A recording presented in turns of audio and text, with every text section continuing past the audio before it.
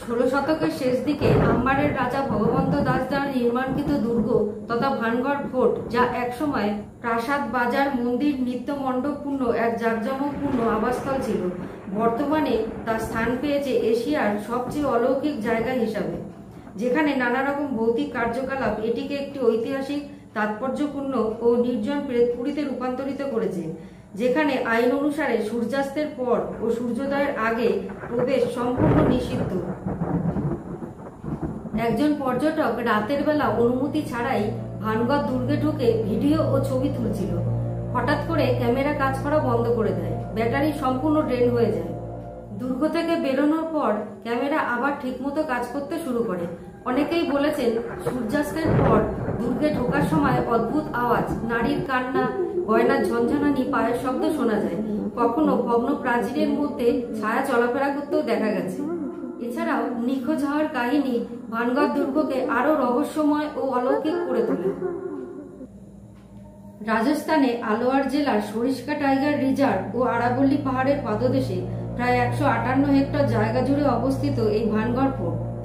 ভানগড় দুর্গে 5টি ফটক দিয়ে প্রবেশ করা যায়। প্রধান ফটকটির নাম স্থানীয়রা দিয়েছেন ভূত বাংলো। বাকি 4টি ফটকের নাম Lahori gate, Ajmeri gate, Phulbari gate ও দিল্লি গেট। দুর্গ চারপাশে উঁচু প্রাচীর দিয়ে ঘেরা। ভেতরে রয়েছে প্রাসাদ, রাজপরিবারের আবাসস্থল। বাজারের মধ্যে রয়েছে বান্দা বাজার, মশলা বাজার, পাঞ্চ বাজার ইত্যাদি। মন্দির শিব, গণেশ, হনুমান, গোপীনাথ, সোমেশ্বর, কেশব রায় ও দেবনারায়ণ মন্দির। নৃত্যমণ্ডপে দেবদাসীদের নৃত্যের আসর বসত। হাভেলিতে প্রভাবশালী ব্যবসায়ীদের বাসস্থান ছিল। পুরো শহরটি আজ ধ্বংসাবশেষে পরিণত হলেও স্থাপত্যে দ্রাবিড় ও রাজপুত শৈলীর নিদর্শন দেখা যায়। দুর্গ একসময় সমৃদ্ধশালী রাজ্য হলেও মুঘলদের আক্রমণ, যুদ্ধ ও দুর্ভিক্ষে ধীরে ধীরে জনশূন্য হয়ে পড়ে। জনশ্রুতি অনুযায়ী পুরো শহর এক রাতে ফাঁকা হয়ে যায়। দুর্গের আশেপাশে বা দুর্গের ভেতরে স্থায়ীভাবে কেউ বসবাস করে না। ভানগড় দুর্গ ভৌতিক হওয়ার পেছনে লোকমুখে প্রচলিত কিছু জনপ্রিয় কাহিনী ও ঘটনা আছে, যা এই ভিডিওতে আমি আলোচনা করলাম না।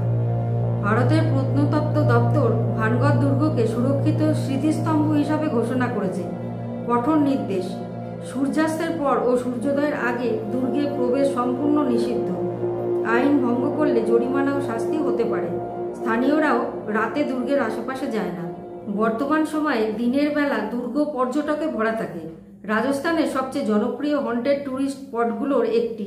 ফটোগ্রাফার, ইতিহাসবিদ, ভৌতিক অভিজ্ঞতা খোঁজার মানুষ সবাই এখানে আসেন। অন্ধকার গাঢ় হলে ভানগড় দুর্গ নাকি হয়ে ওঠে রাতের বিভীষিকা, যেখানে বাঘের ভয়ও ফিকে পড়ে যায়।